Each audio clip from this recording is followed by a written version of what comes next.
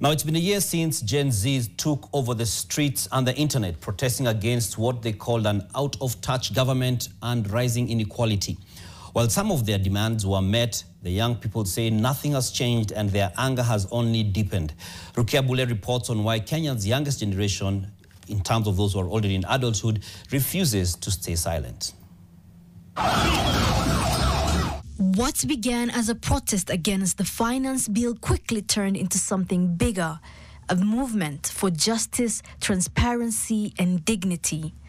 We had politicians who were very proud, talking at us, asking us mutadu.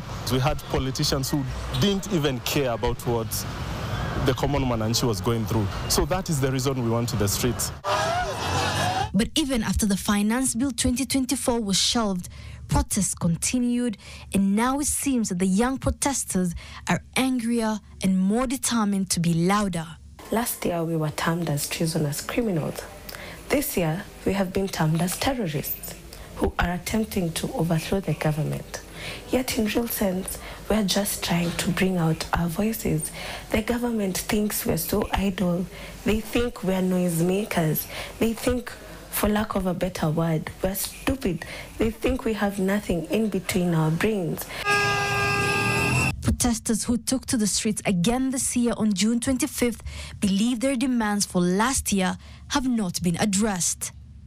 We have a government that is adamant on doing what they want and not working with the people to get this country moving. For instance, we were demanding for end of abductions and end of police brutality. None of that has been done. In fact, they keep raising the bar higher, like I was telling you earlier. Now people are dying in police custody.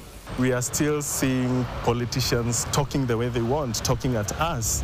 We are still seeing lack of priority in government, more allocations to State House and leaving school feeding program, leaving primary health care. So there is still a lot that has not been done. And on justice of the 60 who died, only one inquiry, only one out of 60. For many young people, life feels increasingly uncertain and difficult with rising costs, shrinking opportunities, and a government they say keeps making promises it has no intention of keeping. He said that hustlers would have money in their pockets. No, in fact, we're being taxed more. Income is the same, but they keep taking more and more and more. And I wish, Rukia, that the money that we were being taxed, we were seeing where it's going. Garbage collection is a problem. Our roads, there is no more mending of the roads. Like, things are not moving. Our healthcare systems, our education systems. So money is being collected, but we're not seeing development. When we go to the streets to demand for that, then they start sending us goons to beat us and to change the narrative of the movement, to start saying that we are the one destroying property and they are the ones sending the goons to us. So I don't think they are listening to us. I don't think it's like they are trying to not even tolerate us, to push us down. But the Gen Z aren't backing down.